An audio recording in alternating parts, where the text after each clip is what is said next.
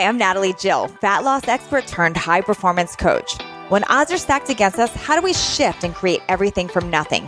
How do we level up when we aren't feeling it yet or we've had a big setback? On this podcast, I'll be talking to some of the most inspiring and courageous men and women on this planet who at their worst learned how to achieve success greater than they ever dreamed possible. Leveling up and creating everything from nothing. Today, I'm here with my good friend, Mike Wasilisin, and I pronounced his last name right. You nailed it. That was your fifth attempt. Mike is my good friend, but he's also the founder of MoveU. And unless you're sleeping under a rock on social media, you probably know who MoveU is. It's a pretty incredible site that he has built with helps of others. He's got a co-founder now. And it's incredible what he's done for movement and in the online space. And I wanted to know, because I never had asked before, how this even came about, Mike. So thanks for being here today. Oh, my, Natalie, I would do anything to help you in any way possible whatsoever. You've been incredible. You've been incredible. You've been so giving since the beginning. So Natalie, has just made her one of the OGs, in the online fitness space. And she, in the early MoveU days, she helped give me confidence that I needed as well. And you helped give me some great ideas and insights. And I'm just super happy to be here. Thank you. So take me back, because obviously you were a practicing chiropractor for years.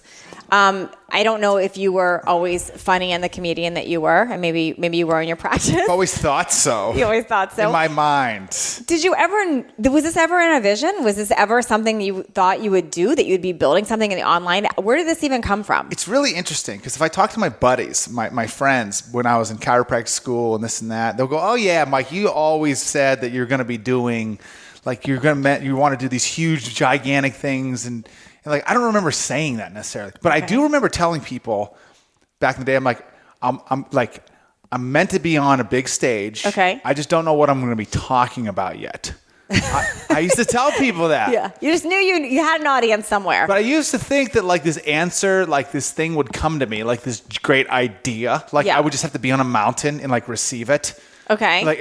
I used to look for it in the wrong places. So when you think back to being a kid and a teenager, that's something that you thought, but you just didn't know what you wanted to do? I don't know if it goes back that far. Okay. I don't know if it goes back that far. But specifically with MoveU, back around 2000, I was a chiropractor from 2000, graduated 2009. Okay. And so I started building my business up to 2000 and all the way to 2017. So but I was in chiropractic and rehab since the year 2000. Okay, so start there with me. What made you become a chiropractor? It was, I want to say what made me become a chiropractor was the in my field of view, that was the career that was the most successful in my surroundings. I worked in a town called Cortland, Ohio. There had to be 5,000 people there. There was no social media. I used to work at a pizza shop, deliver pizzas, and a chiropractor was across the street. This is the main strip. Okay. There was 9 businesses on it. I used to deliver pizzas to chiropractor. He was the most successful person I knew. Yeah. He had a nice house. He had a nice car. So that was the goal then. And then I got fired from pizza delivery because I was never very good at directions. And I just walked across the street and literally got hired over there. So it was just a choice. It was like a limiting. Looking back, I don't believe I don't believe chiropractic was my true. If I knew the scope of what was available in the world to be, I don't believe I would have ever chose chiropractic again. But from what I knew at the time, I chose that, and now I've acquired a skill set along the way. And somehow graduated. I have no idea how with my lousy GPA and my focus. I have no idea how I graduated. So you literally decided you want to be a chiropractor just because the most successful person in your town was a chiropractor. And then I worked there for 4 or 5 years. I got a degree I was going to be a sports psychologist. And then I started pursuing that. I got a bachelor's degree in psychology. You're not ADD or anything, are you? I'm totally kidding. Oh my good, obviously. You get it. You and I are similar with that. When I was 18, I took a Ritalin pill. I remember it changed my life instantly. What did it do? How did it change your life? It felt like it gave me internal eyeglasses. I was able to laser in on one thing. It gave me a feel whoa. I took it for about 8 months. And I went from a 2.0. I graduated high school with a 1.7 GPA. I can't believe I got into a state college. Why can't I? I'm like, that's the only college that let me in. That's why. So, okay, wait, this is actually funny. I'm going to ask you about this because I also diagnosed with ADD, for sure, ADHD. Yeah. And I also had a period of my life where I would take ADD meds, not Ritalin, but Adderall. Yeah, same thing. But for me, it didn't, I get what you're saying. Like, it made me feel like, oh, finally, I can like focus and stay calm. But for me, it took away my creativity. Did it totally took away creativity. Oh, yeah. It took away my social skills completely. Yeah. I became social. I had social totally. Like anxiety. I didn't want to be socialized with anybody. Even after I stopped taking it, it took me 4 years to actually regain my social skills. But I now know like the strengths that we have. It's not that I had ADD.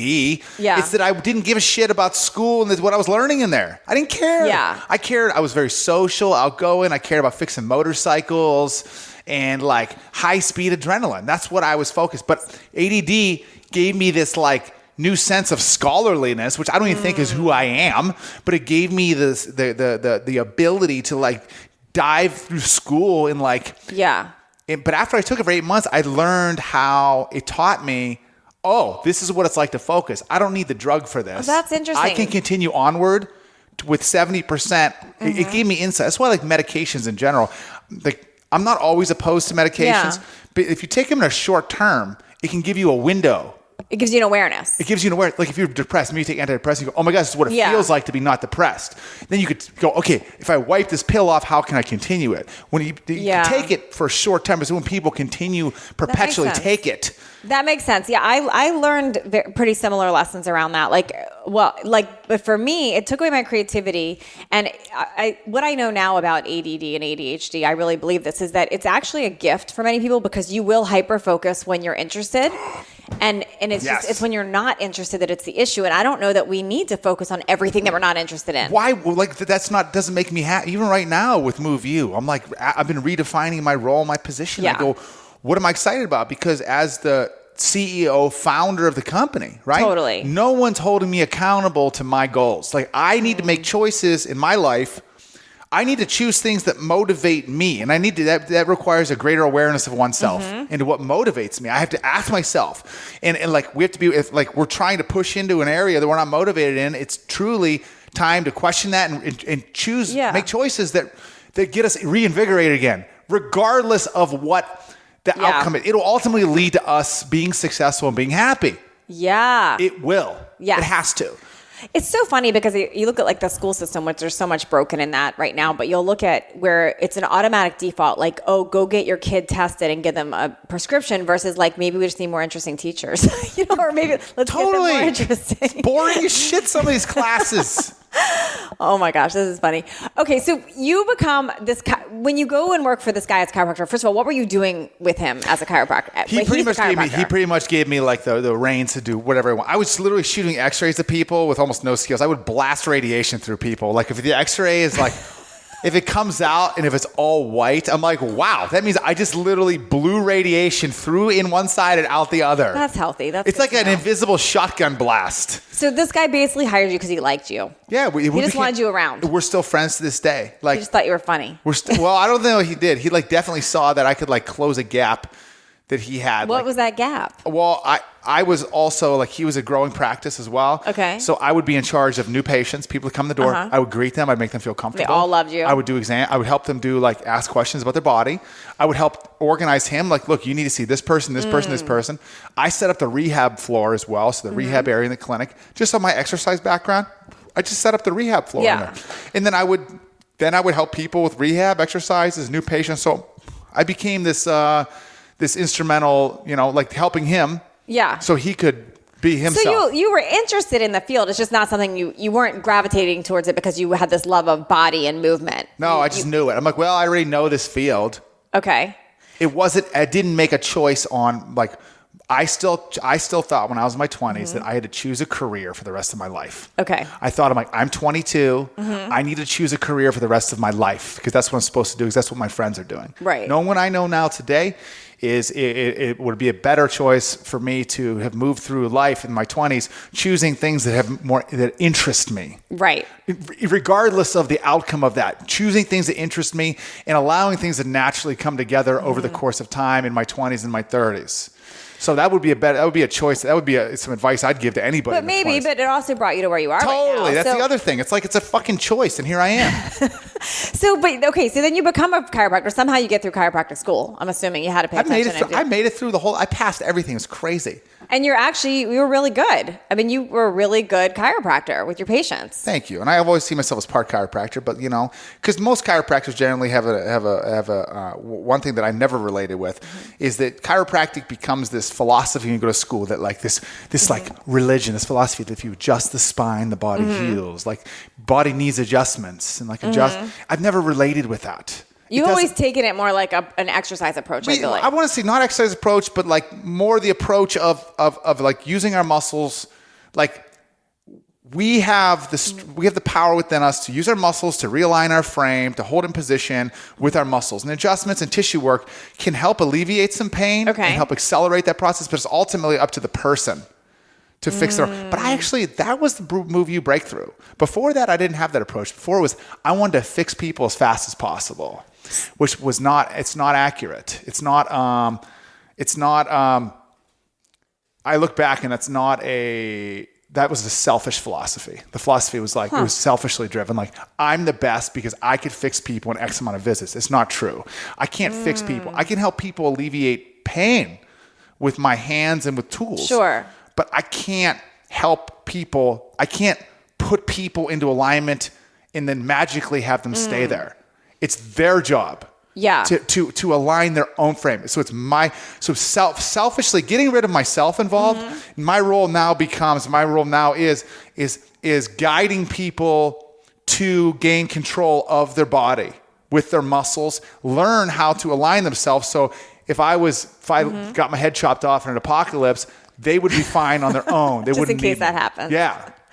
I'd be one of the survivors. So when you were practicing chiropractor before MoveU was even born, you thought you were the only one that could fix things. Were you happy in that role? Like, did you like going to work? Did you like working on patients, or was there something missing? There was a learning period of yes, but now like any career. Now when I look back at careers in general and our past, I do believe like even Phil Knight, founder of Nike, says, look, choose something.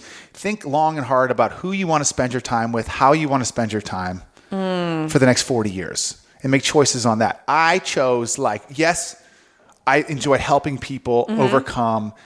Yes, I enjoyed the social aspect of it. And the hands-on approach was blue collar, gritty. I enjoyed that. But what that did to me is I'm an explorer. I'm meant to travel, to be about, to spearfish, to be on property, to try that freedom to do that. Being a chiropractor, being a doctor is extremely restraining on that. So I actually progressively became more unhappy because of my rigidness that I had to be in a location. So therefore, I was unable to help people achieve their possibility. Even though my intentions were there, my skills were there, everything was in alignment. Yeah. But I became so unhappy because I had to show up at the same place and I couldn't leave. Wow. Yeah, it's like basically the 9-to-5 job now. I created a 9-to-5 prison around myself. So regardless of that, truly helping people, I was unable to do that because I was unhappy with that. So how did you connect the dots, and then how did you come up with the next idea? Because a lot of people could have gotten depressed and said, okay, I'm just going to find a new path and left it all together. But you found this was this an overnight idea? Was this something somebody else gave you the idea? Like, how did you even come up with the concept? It's a good question. So there was a few forces at play. Number one is since 2009, I actually made probably 30, 40, 50 YouTube videos. Okay. At the time, I had while you were a chiropractor. Yeah. Okay. I had some videos that have 250,000 views. Some have 400,000 views. Were they doing well right away? And were you using comedy in them at the time, or no? Not as much. I was more professional. I was upholding to the chiropractic oath. I am Dr. Mike. Oh, gosh. It is my duty to deliver information that's valid and informative to you. But that oath that I took wasn't who I am. You were acting now at this point. You're being a performer. I was institutionalized, like military. Most doctors who graduate, they're institutionalized. They don't even know it. They slowly become institutionalized to speaking in a doctor-esque way. Wow. Right? But that way is speaking through filters, and that's not who I am. No. So what occurred was, the little foresight is when I started speaking on film, that shit disappeared. And I just my true voice came out. In the YouTube videos? When I started making videos. Okay. Most notably, though, when I started making Instagram videos, not to get to that point. So up to date, let's call it 2016. This is where shit started swirling for MoveU. Like, this is still, I'm Cali Spine, Dr. Mike Clinic. Okay. Actually, 2000 and wait, was Andrew part of Cali Spine? Yeah. Andrew was the beginning of Cali Spine. Okay. Andrew is the one who started posting on Instagram daily. He's the one who was in charge of getting our Instagram going. And the goal was really just to create more awareness for your practice at the time? No? Okay. Interesting. Our goal with our Instagram videos was to help people fix their own bodies. It wasn't to drive traffic, and it wasn't to make money. It was always just to be like, at the time I knew, like, I don't get adjusted. I don't get the soft tissue work. Why? Because I know how to take care of my own body. And so I believe that I know I'm not. But did you have a moment of that awareness, Mike? Or like, how did that, I guess I'm trying to piece it together. Like, so you're in practice, you're not thrilled about it. You're like, I feel like I'm in this 9 to 5. You start making YouTube videos, your personality's coming out. I'm imagining the initial YouTube videos, though, were to drive more people to your practice, or no? Was it always I didn't know what to do with the YouTube video. I'd make them and people would be like, how do I do this? I'm like, you need to come into my office. I used to still believe that you'd have to come see me in person. Okay. So now what occurred was we started making Instagram videos in 2015. Okay. So I made YouTube videos, right? I've hit this like frustration point right now. And was he working in your practice, by the way? Andrew, I'm just trying to connect the dots. Andrew's been in the practice. We started Cali Spine 2013. Andrew was in it since day one. And what was he doing in the practice? He was helping with the rehab on the floor. Got it. Okay. Yeah. Rehab, and they started doing social media. Did he do it shirtless? You guys use the shirtless dude. That's why I'm asking. His shirt slowly came off as the years progressed. Came off. Got it. As the years progressed. Clients increased. Yeah. Women slowly. clients. We did a video one time with his shirt off. It just did better. I'm like, just stays off. Just stays off. Got it. So then what occurs is now 2000, there's pieces. Like, we look back, and like, I'd love to say it was one thing, right? Okay. But there's confidence that's been gained. I've done videos that have done well. Yeah. Right? Then we started posting Instagram videos, and there was one video, we got a little lucky. Someone shared it. Okay. It was a QL stretch. Okay. The famous QL stretch. I've never seen anybody do the video this stretch the way we've done it. And every time I posted it, it was the most popular video I've ever made on YouTube. Interesting. I actually made the Cali Spine logo with someone doing a QL stretch. And the business plan of Cali Spine was to help people with low back pain, especially QL. And it just so happened that video went viral. So I created it to be real. In my mind, I saw that it got shared, it hit 4 million views in a matter of a couple of days. Oh my God. You must have been, what were you thinking? Like 4 million views on it. And First of all, I go, oh my God, like, someone else shared. I'm like, they didn't even tag us. I contacted them, like, send people, put calispine.com. And so people went to our website, and I had a web developer go, put something up that says low back programs available. Yeah. And hundreds of people signed up. We had no low back programs. I go, oh my God. We need a low back program. We need a low back program. Yeah. So that gave me the confidence. That day was an important day. Got a little lucky. Someone shared it. And I go, from that day, I remember that may have been the day where I go, okay, like, right now I'm trying to piece together online business, because I go, part of me just wanted to create something online just so I could like have a fucking life. Yeah. Right? Yeah. Just so I could work my hours. Like, I like to go to bed late, 2, 3 a.m. I like to wake up at 10 a.m. I like to do that. 2 a.m. Yeah. My practice, I'd be there at 9, 8 in the morning. Yeah. Hated it. I can't even see you. And so part of my motivation was and then I went on a spearfishing trip 2016. I was gone for a whole week. And I remember that week when I left, my business completely lost money because it would make no money because people wouldn't come in. Yeah. And then I have to pay for my trip. So spearfishing trip, I read a book called Endurance, Shackleton's Incredible Voyage. Shackleton is a dude in the year 1902. Okay. He led this expedition. He's going to take 27 men. He's going to take them across Antarctica by foot, and another boat's going to pick him up over there. The first person ever. His boat got stuck in ice, frozen. His boat got completely crushed. It's a true story. And then he led his men for 2 years. They survived on ice. Ice floes. People falling in the Antarctic. And then he had to take his boat and then he had make a boat with these fake sails and sail across the most deadly sea in the world on a 20-foot boat. And then he hit this piece of land and then climbed this freaking glacier.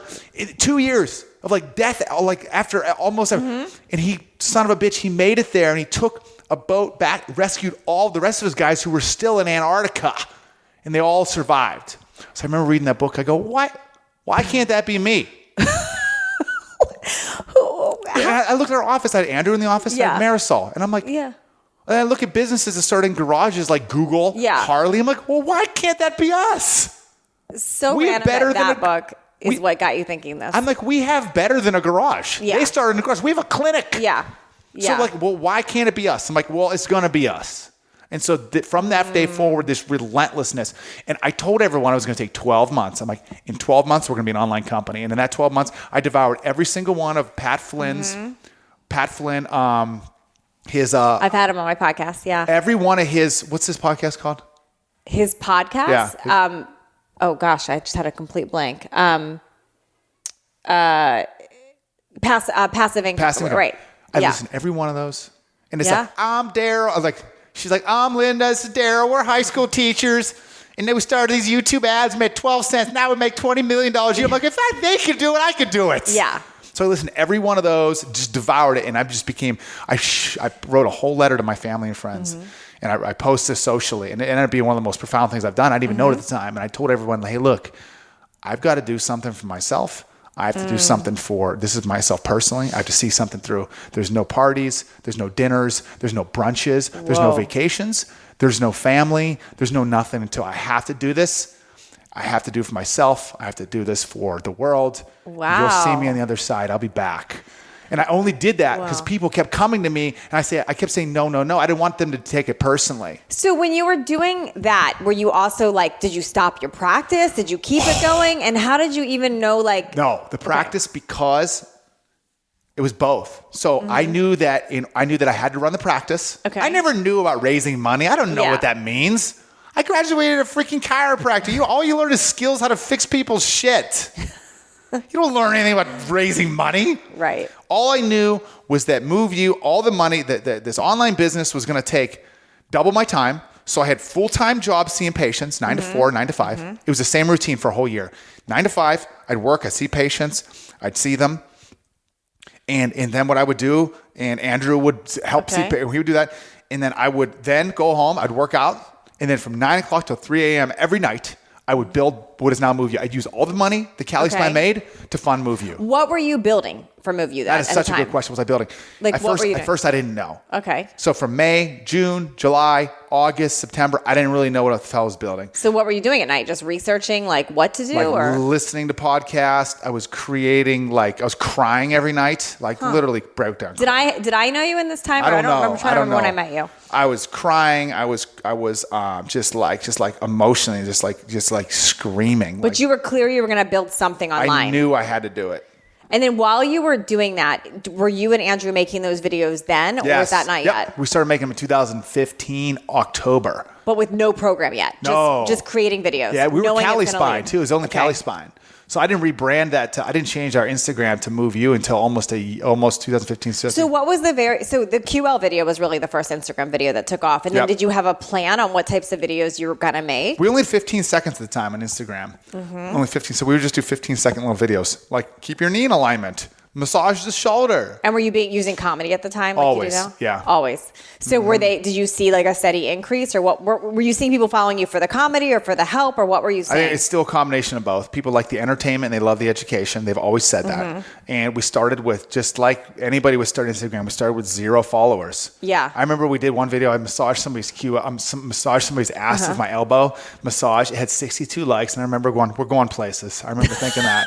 I love it. We were going places. But words become things. So you spoke into it, and that's what you created. And so it just kept growing and growing organically, and it was it just started snowballing. It was always increasing, always going up, always going up, always going up. But Instagram would change their algorithm, they'd change their equation. We'd have stunted, and we had to refigure it out. Oh my God. And we get built up and they'd stunt us again, but we just relentless. When you say they stunt you, what do you mean? It would just it's like they would change the algorithm and our current numbers would just diminish. Yeah. But you didn't care because you saw the vision. You were like, this is going to work. We're going to figure it out. Were you putting these videos on YouTube and Facebook and other places too, or just Instagram? Well, because our team size was only 3 or 4, we had limited resources. It was just Instagram at the time. I think we started putting YouTube late. No, we put it on Facebook too. So at night, when you were saying I was working at night on my vision and all this, it wasn't necessarily you were literally building a website or building a program. I was. Or you were. I was creating business name. I was creating what we do as a company. What the missing pieces in the world, how the world I see it is of people living what way and defining that. But this was also 3.5 years ago, so I didn't document all this shit. No, but this is really fascinating because I did not know this about, like, so I would have guessed, knowing you, that you're like a ready, fire, and then I'm going to aim later. Like, you just would go. I didn't know that you had this whole back, like, time of like really thinking it through and planning. I don't think I was thinking though, but there was a lot of doing as well, like starting this thing. But like you don't remember what you were doing. June, reading, highlighting, studying different websites, reading words like Precision Nutrition, every word that they'd ever written, studying Nike, like going back to their values, and also creating like just getting your research in order, really. What we were like MoveU, like even come up with the name MoveU is just, I remember just like buying the domain MoveU, creating the was Andrew or anyone helping you with it at the time? Or was it all you doing? The first 6 months, May, June, July, August, September, October, that was all me. Okay. That was all me. And did he know what you were trying to do yet? No, I don't think so. I don't think Andrew at the time was. Okay. He was. Andrew was skeptical about my ideas because I went from ideas like, hey, Andrew, let's make gun parts. Yeah. Andrew, I'm going to start this online dating. You company. And I have bonded over that. Andrew, I'm going to like idea. Andrew, I guess a company called Dr. Mike's Beef Jerky. Yeah. So I think Andrew was just very like reluctant. Like he was just like, what are you going to do next? Yeah. And so I knew that I had to prove to Andrew.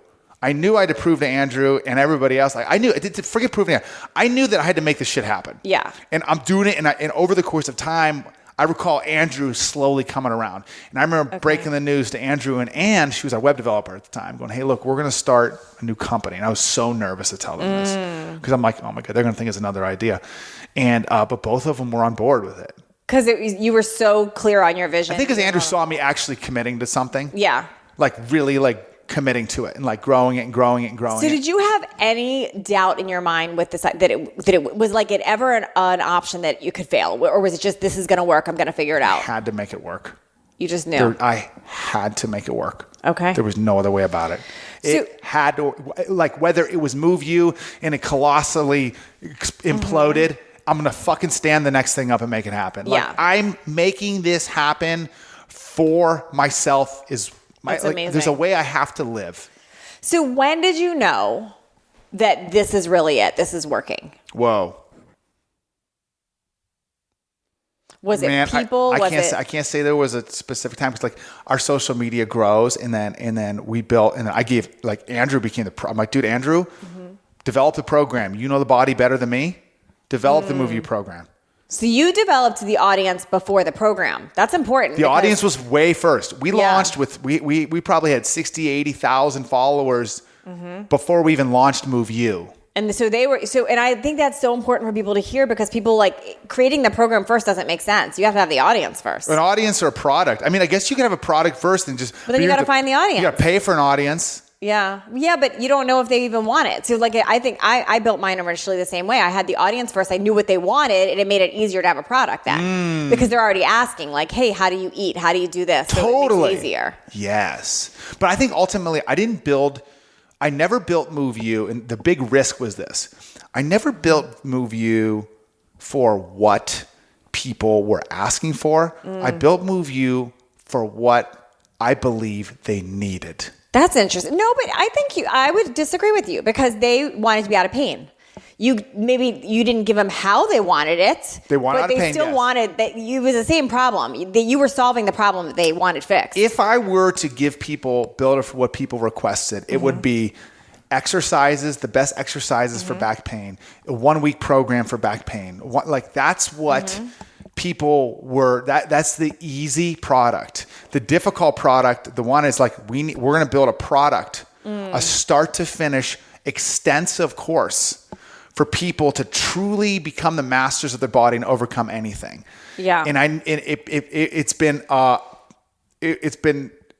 more challenging that way because we built basically a curriculum. Yeah. Like you've been through some of it. It's amazing. It's difficult and it takes work and effort, but it works.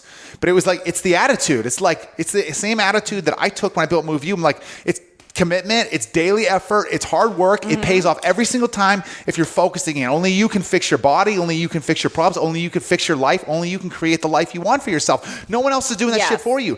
I built MoveU from that hardcore work ethic philosophy. And that's what's working. And that's what then it's just a way to connect that and help people see their future self upon completion of that. And it's been, I want to say that like doing it again, like right now we're moving to a different type of product. You know, we just launched our app in the App Store, and the app is definitely smaller, more digestible, workout along with us programs, low back program, 14 sessions. Like it's built very modular and very like digestible, very affordable, all these things. Like that's the way the app is being built now. And it's a different approach than the MoveU program is. So your program, you had this audience right away. I know that when you launched it, you had initial sales that like wowed you and all that. No, it didn't. Are you crazy? What happened? I remember we had our email list of like 12,000 people when we launched. Okay. And I'm like, we're going to sell a MoveU program for $299. You're like, we're going to crush. And I like the math I did based on I'm like, guys, I'm figuring a 6-figure launch. Okay. Our goal's over your first launch. Over $100,000. That's our goal.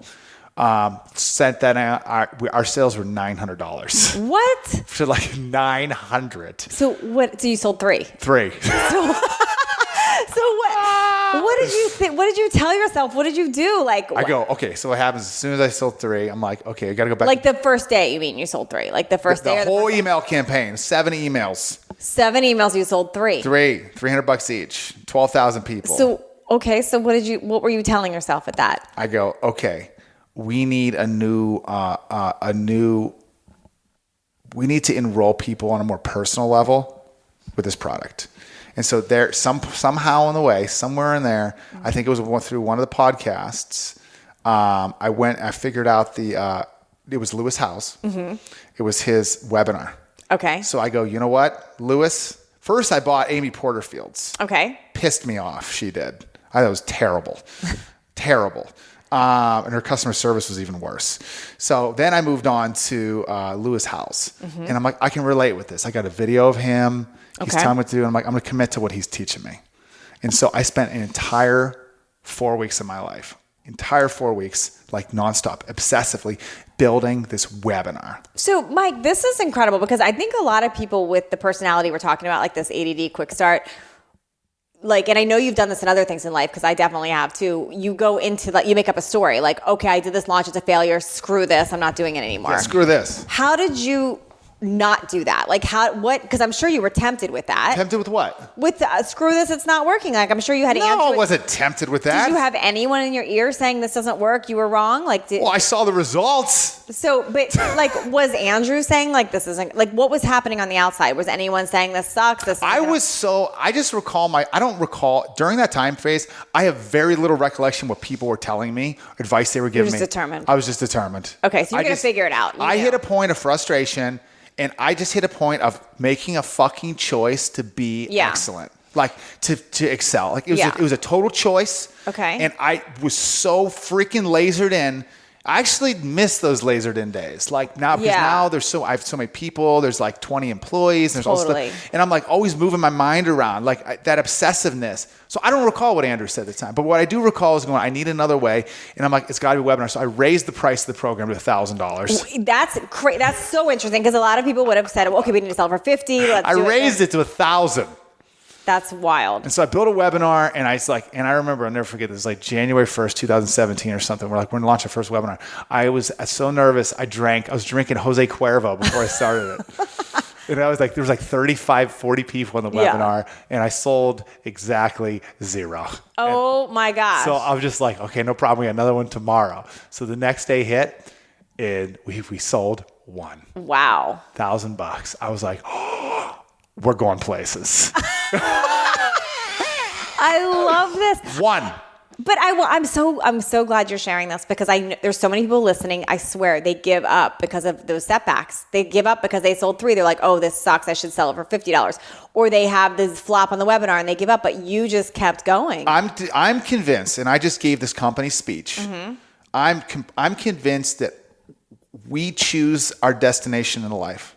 If we want something, if there's something we want so badly, we feel it from our heart, from our gut, if we want it, we will achieve it. For example, Bill Gates, when he was talking about Steve Jobs, he goes, there's no way a company like Apple, they started creating Because it's time. Microsoft, they get all kinds of different components. Yeah. Apple, Steve's like, no, we make our own chip motherboards. We make our own plugs. We make our own this. And Bill Gates is like, the person at the helm with Steve Jobs, that's why it worked. Because he made it work.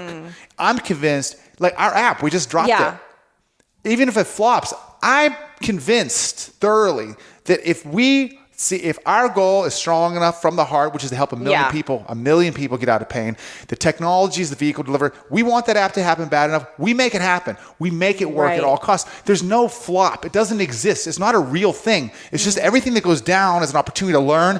What do we learn? Grow and keep moving forward. And if we keep, just like the app Headspace. I don't know if you know this, but they launched their first version in 2012. Okay. I didn't hear about it until 2016. Me either. Exactly. That's 4 years of shit. Of them staying with it. We determine our future. We choose the future we want for ourselves. We choose it. It's a fucking choice. You know what else is so interesting that this is really wild that you're sharing is that you did it yourself. You weren't like, because a lot of people, they have the idea, now they're going to go hire people to do it. And you just did it yourself. And that's because nobody else would have worked as hard figuring this out as you do yourself. We didn't know, I didn't know anything else existed to with raising money or any of this stuff. So I did my own webinar. Yeah. So, and then how did those 3 people that said yes first, and that one person that said 1,000, did you have gratitude for them? Were you helping them exceed? What were you? Probably a year and a half ago, we actually reached out to the original OG mover. Okay. We're like, dude, just so you know, you're the very first person ever. Wow. He goes, I crushed it. I got no pain. I feel good. Oh my gosh. I'm like, dude, 1 for 1 right off the bat. That's amazing. So what we did then was we launched. So we knew that there were some core problems that existed within healthcare. I understand that this is all built off of my knowledge of healthcare. Okay. People come in to see me with body pain. They'll come in and go, my back hurts. And I knew that when people see me, they were motivated, but when they left and they went on vacation or they were disconnected, they would lose focus. Totally. So acknowledging that I'm not that important, that people have their own lives to live. They live their own lives, their own way, their own routines. It's very difficult to change those. So my job now becomes, and when they enroll in the program, how to keep them connected. And so for that, we created a community. And a lot of companies, online business, product, create a community, right? A lot of companies do that or try to do that. Yeah. And I'm proud to say that after 3 years, our community right now, I think it's 60 to 80,000 comments a month. That's incredible. And there's I think 13, 14,000 active members. Wow. There's 95% of people that enrolled in the community are still active in it today. That's amazing. We have full-time coaches in there crushing. Andrew, to give Andrew hats off to him, I started the community. I built the structure to the community. I'm like, the community is what we're building. He took that structure and freaking owned it for 2, 3. Oh, yeah. Yeah. So he then handed off the reins to the community to now the coaches. Wow. Because it's impossible for one person to continue, especially when we're trying to help as many people as we are at once. Yeah. So that community was the tool that we created to keep people connected and make sure they were doing everything properly. And it still is one of the most powerful tools of transformation today. When was the time you did the webinar? And I'm assuming after that one person bought, you kept tweaking. It was 2, then 3, then 5, and then we'd enroll 7 people in one. And then were you getting feedback or learning what to tweak to get it to get better? We'd always ask people at the end of the webinar, what do you think? And we'd have they send them out a rating. They'd rate it. They'd write a review of the webinar. Okay. We'd also see engagement, how many people dropped off. But every single time I was making modifications. So we'd make the webinar, I'd modify the slideshow, always modifying it until it became this one where there was a point where, we enrolled maybe our best webinar, 25 people enrolled. Wow. Or 20. That's $25,000. So I go, you know what? I'm like, this one, there was a point where I declared, I'm like, this is the peak of our webinar. So then that one was recorded. So then what I would do then was I'm like, all right, we're going to semi-automate these webinars. So then I would get on, introduce people. I never wanted to totally, what is it called? Green tree or whatever? Evergreen. It's green tree. I never wanted to do that. So I always would jump on the beginning and go, hey, Les, welcome. Where are you guys from? And I go, hey, we're going to play a pre-recorded section and we're going to be back at the end for live questions. Got it. So then it turned into this. You're super authentic with what you weren't acting like it's all live when it wasn't. I always felt, and I actually moved out of the webinar model because what the webinar, my perception of webinar is there's a degree of inauthenticity because people were put on a time crunch. Yeah. For hey, buy now and save money. So now I'm like, if I'm doing my job and inspiring people and speaking and rolling, getting people excited, they don't need the price to get them in.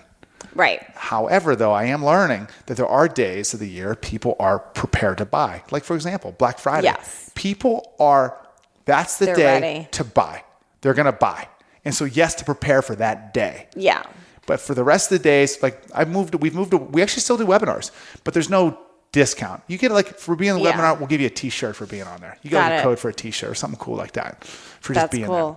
So the webinar, were you using Instagram to get people on the webinar and then the webinar would... An email list as well. And then the big day for us was 2007 because the problem was we would travel, but we'd always do these 3 webinars a week. So we'd be like... I remember you telling me one night, you're like, we have another webinar. Oh my, we'd always be like, we'd be like people's house. I'd be like my aunt's house. I'm doing webinars upstairs. Yeah. So there was a day where then I worked with Natalie Min, right? Who was fantastic, who helped us build our website. So I built this website. And the goal was now to replace the webinars with the website. And that was a big day for MoveU. I remember it. It was the day where we stopped webinars. And now people started enrolling in the website. I'm like, oh. So did you move it? Did you have like a webinar on the website or just a sales video? Or what were you doing to get people on the website to buy? Same. We would just, I think we just did a more, I'm not exactly sure at the time, but it was definitely visit MoveU.com instead of visit the webinar. Wow. So then our job with the website is just to be enrolled, like learn what worked in the webinar, because people truly, like the challenge that I have had is that MoveU was created from nothing. There was this blank void that existed. This skill that is of how to fix your own body, how to align your own body frame, how to being aware of the positionally, we call it, the word is positionally present, being aware of the position of your body at every given time. That usually is only reserved for physical therapists, chiropractors, biomechanists who've achieved a high level of education. And they speak on a very high level about that over everyone else's head. Yeah. So now to actually give people to translate that complex language into simple terms and to teach people how to fix their own body, it's not physical therapy. It's not personal training. It's not medical. It's this new thing. Right. And so describing the outcome to people became and still is today the challenge is how to describe to people what they're going to accomplish. What is the end result? How you will feel, how you will be, how you will live. The clearer we are with that through testimonials, through animations, the clearer we can describe to people, they can go, hey, that's me. I want those results. Yeah. The more people that enroll. Because it's a skill that if I didn't believe that everyone in the world, if everyone had this ability to control the position of their body, to turn on any muscle at any given time, to know when they hurt themselves, how to realign themselves out of pain. If everybody had that skill, people wouldn't go see doctors. Surgeries wouldn't be necessary. Yeah. People wouldn't need to see chiropractors 3-4 times a week. They have the power themselves. So this is a new thing. And before social media and online learning, how else would you teach? You'd have to come into my office and I teach you in 30-minute doses for hundreds of dollars. It's so expensive. And it takes me hundreds and hundreds of hours to teach all that stuff to you because it's taken me tens of thousands of hours. So it's a new way to describe it to people. And I love talking to you about this because I really had no idea the passion and the dedication and the laser focus that went in behind this, because I think people see things from the outside, me included, and it's like, oh, they're funny. They do funny videos. And of course they were just successful. But like listening to you and this determination, even though results were not reflecting it, you kept going. That's rare. A lot of people, they give up at any one of those things. They give up at that first 3-day flop. They could view it as a 3-day flop, or like you did, hey, 3 people said yes, I'm going to make this better. That's it. And along with social media too, like I observe, I know generally the industry and like who's teaching what about body awareness, and I know people that have social media growth, but they don't know what to do with it. Yeah. That's a huge thing. It's like, true. A lot of the chiropractors they use social media to have more patience. So to actually take this growth and to redirect people, not at Mike and Andrew. Yeah. It started at Mike and Andrew and still kind of is, but it's becoming now people know MoveU. Yes. So now to create a separate entity aside from myself and Andrew and us be the vehicles and guide people like this is MoveU. It's actually a corporation. It's a company dedicated to helping you. And now myself and Andrew slowly backing out. And now this company MoveU entity standing up over top of our heads. That's been the fucking process. But it's amazing. I'm watching you do it. It is. And I see the path out because MoveU, my decisions are what's best for how to make MoveU survive for the next 50, 100 years. I'm in the 50 years. Am I going to be dead? Close. Likely. Maybe not. Maybe I'll have 10 more in there. But But to make this thing survive, it's independent of me and Andrew. That's been the challenge. It's very easy to go, hey, look, we're the back pain guys. Mike and Andrew. But to say, no, it's MoveU. Yeah, no, I see you doing it. And I see you like with other people writing the captions or like you bringing in other coaches. I see you doing it. I definitely see. And I think people see the movement of MoveU now, which is incredible. Yes. Which is what you've really created as more of a movement. Oh, it feels so. And it's a movement worth, moving over. Yeah. Moving after. Knowing what you know now, would you have done anything differently? Yeah, what's so interesting about that question is that because any choice in the past would have a different result, the different outcome. And that outcome, we can't predict what that outcome would lead us today. True. We can't. It's impossible. It's just a guess. Like someone was asking me, how would you feel if someone did this to you? I'm like, that never happened to me. Yeah. So I can't accurately say how that would make me feel. Totally. Because it never happened to me. So, but looking back, the choices that I would have made were to create, initially with MoveU, to create a product that initially initially to launch a lower price point product that was a low dollar amount a month, and it would have taken significantly more time to build up the amount of members in there. Okay. Than it did now. We're doing it opposite. We built initially the big dog. Yeah. This is the transformational product. We built that first. Mm-hmm. I possibly would have created the other way the around. App version first, knowing what I know now. However, once again, you never know. This transformational product that was created, now the results are extraordinary. They're transformational. And now those results serve for MoveU as a beacon to create our next product. Like our goal now with our app is to create for people to have the same results they would with a program. So it now serves as like a benchmark for results because the results are superb, extraordinary. People are real, like fixing their scoliosis, like avoiding surgeries, like not only avoiding surgeries, but getting back to surfing after 3 people said they needed surgery. Crazy things that are occurring in there every day. Yeah, it's incredible. And so, like, would I do anything different? Shit. It's just these choices that are like put me right here. Did you ever struggle though? Like when you look at having 3 sales or 1 sale, I mean, here you're building a company and you've got to pay bills and you've got to pay for the web stuff. And were you stressed about that? Because the cool thing with only like at the time my clinic might have only been making like $25,000 a month or something, right? Mm-hmm. And so I was like, whoa, because see the higher price point now allowed me to go, hey, I only need 20 people to sign up in a month for me to not need to practice anymore. Got it. So your goal, you were setting lower goals, so it didn't feel like this financial burden, really. You were just working to replace something. The initial goal was like, I need out of clinical practice. I actually thought I was sick of it and couldn't stand it. But what I realize now, I let my license expire. I actually for 3 years, I actually spent half of last year getting my license back. Because what I now know is the skills I've learned with working with people hands-on, teaching people in person, hearing people's frustrations, understanding the brokenness of the medical system, all of those were fuel to create what now is MoveU. And because now I've been leading at the helm of the ship and not working one-on-one with the people like I used to, my creativity tank, my passion tank is slowly decreased because I pretty much cut off the inflow of that when I stopped seeing patients. So now what I've done is I'm going to be seeing patients again, only a short amount of time per week, but that will reinvigorate my like connectedness with people's frustrations. I get that. And so it's not that I hated it. Yeah. It's that I allowed seeing patients to limit my entire life.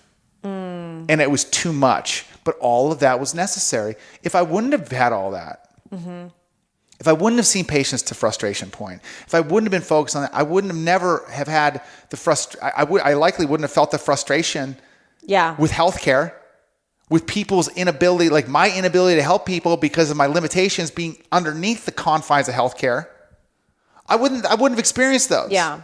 To have the boldness and assertiveness and confidence to create what now is MoveU, which is a very rapidly growing company. Yeah.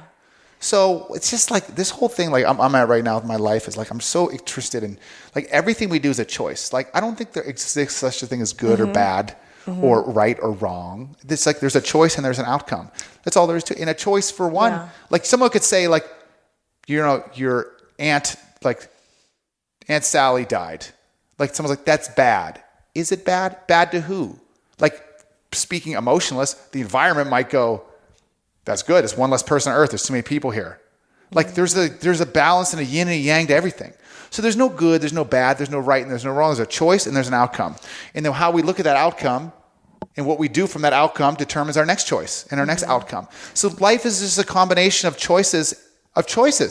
What's so fascinating, what I'm really hearing talking to you, and it's really coming up strong, is your languaging around things. So like what I mean is, I talk to a lot of entrepreneurs that say, well, I have an idea and well, we'll see, or let's see what the algorithms do, or I don't know.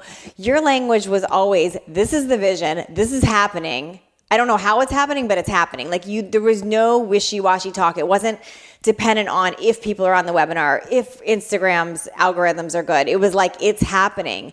And I believe that those thoughts become things very strongly because you had this strong conviction, and that's why I think it's succeeded. And the breakthrough, I'm glad you brought this up. One massive breakthrough that occurred for myself personally was after that, I want to say after, meaning there was this surge from 2016, 2017, 2018, this surge I took. And the surge that elevated me, career, personally, levels up from my perception of what levels are, right? It's all perception. And I go, oh my fucking God, like people out there that are in pain, whether it's knee, foot, back, hip, if they put the same intensity into their body as I just put into this, that's the equation. So true. You can't fail if you put that effort into yourself. Oh, so good. And so I'm like, oh my God, this totally makes sense. All the healthcare, like fix me. Here's a shot for me. Here's an adjustment for me. Fix me. When in life, I didn't use that concept for MoveU. Somebody build MoveU. Yeah. Tell me what to do. No, it's a fucking choice and dedication. And so I'm like, oh my God, if people apply, like the movements exist, like all these body movements, all the progressive movements, like those already exist. There's no special movements out there. Yeah. It doesn't exist. But what it is, it's the determination to complete all of them and understand them. And that's an inward motivation. And now I'm like, oh my God, if every person out there with back or knee, if they just invest, develop like that, embrace that mindset and apply it to their body and fixing and owning their own choices, then they're unstoppable. Who am I? People are like, is it possible? When someone goes, is it possible to fix? I'm like, anything's fucking possible. I would never tell you so. So that's what that's the big breakthrough. I'm like, oh my God, this is the problem with society and the world with body pain. They need to put the effort into themselves to fix it. They need to fix their shit. It's so good. And if you had let other people's voices or opinions or the wishy-washiness back out, you wouldn't have had that breakthrough. Or if you had hired people just to handle things, it would have been not have been the same breakthrough. And I'm like, oh my God, people going to doctors, like, I have this back pain. They go, you have to live with it. It's like me going to somebody going, I have this business. They go, well, you have to live with that business. Who is that person to tell me who I'm going to be? Totally. It's the same with doctors, the same with surgeons. That's when the worst thing I hear is people say, doctors say I could never deadlift again. Who is that asshole? Yeah. And who are you to believe that asshole? Yeah. Yeah. Your life is your choice. So good, Mike. My gosh. And that's our tagline. It's fix your shit. I know. I love it. They have t-shirts, everything that says It's a lifestyle choice. Fixing your shit never stops. So good. So good. So there's a question I always ask every guest, but I'm going to tweak it for you because it won't make as much sense based on what you're sharing. What I typically ask is if someone's in their own rock bottom place and you were to give them some advice to get out of it, what would you tell them? But I want to shift that to somebody's got an idea and they want to create a movement or a business around it. And they're starting right now from scratch and the self-doubt. They've got the self-doubt. What would you tell them? Because I know there's people listening right now that they have an idea or they think that they've got something, but they've got self-doubt. Like it's too late, it's too whatever. Let's see if I can pull this up in 2 seconds. I got a really good one here. Okay. There's going to be some suspense on this. Oh my God, I have it. Okay. So Howard Stern interviewed Lady Gaga. And Howard asked Lady Gaga. Of course, you bring up a Howard Stern example. Howard goes, he inspired me. My mom let me listen to him all through. I'm like, what the hell? Howard says, how do you really know? How do you know when you really have it? Lady Gaga says, you know you really have it when you've got the nerve. Ooh. When you've got the nerve. So good. When you've got the boldness, when you can speak it, when you can say it out loud to people with confidence. That's so good. If you don't have that yet, maybe you haven't hit that rock bottom yet. Oh, I love that. That's I love that you just brought that up, because I was thinking the other day how when people would get triggered by someone's opinion or comment on social media, what I've always believed is that when I'm speaking my truth about something, nobody can trigger me. Like, it doesn't matter what hate comment, whatever, because I'm speaking my truth. And I started noticing that I believe that that's true. When you speak your truth, when you have the nerve, like she said, it doesn't matter what others think. When you have the nerve. By the way, for the records, I try to pull up quotes on notes 80 times a year. I fail on 79 of them. It takes me forever. That was quick. That's good. But yeah, when you've got the nerve to do it, and I had the nerve. So what happened for myself was I whatever it was, all the point, when I got on video camera, this is the way it is with your body. Yeah. You have to move your shoulder this way if you want to fix your shoulder pain. Yeah. This is what you have to do. And that's where that conviction comes from. And people will recognize that. So good. So yeah, good. when you, and I don't think if people, maybe some people aren't, like, I was looking back, I was frustrated for 3 years, but I guess I wasn't frustrated enough. Ooh. Or I didn't have enough knowledge yet. So it just wasn't enough. Like, everything is there. Like, that frustration, and I'm going through some challenges right now with MoveU and defining my role in MoveU, and redefining it. And there were some challenges that I faced that have caused me to be obsessively thinking about certain things that can be perceived as negative or time consuming or frustrating or painful in my heart. These can be viewed as that. However, I know for certain that great breakthroughs come whenever those are presented. That's where they always arise. So good. Just like people with body pain. Yeah. You're frustrated. You're willing to do what it takes. You're right where you're fucking supposed to be. Ooh, the truth hurts, but it's true. You're right where you're supposed to be. Good to hear. Here's the path. Go do it. Now go fix your shit. We create that path for people's body. Where can people find you? We've said the name a million times. Yeah, MoveU.com. That's the letter U. With the letter U, yeah. The reason why it's U is because MoveU, the U actually, we were originally called Move University.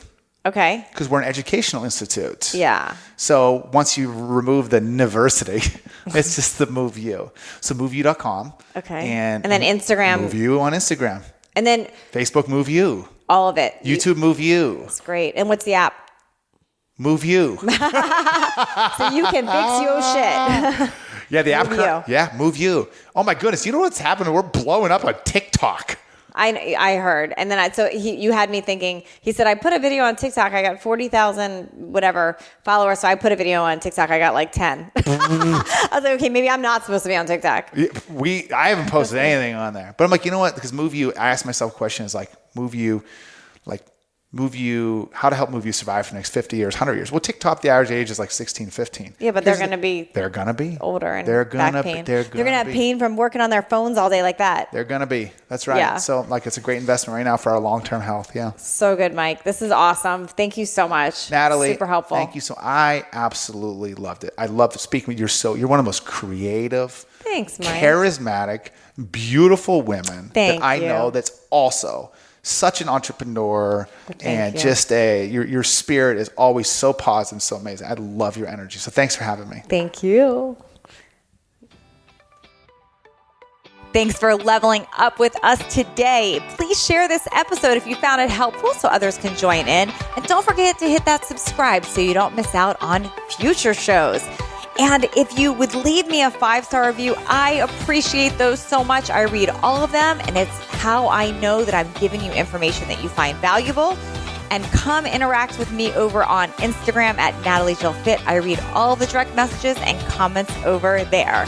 Make it a great day, creating everything from nothing.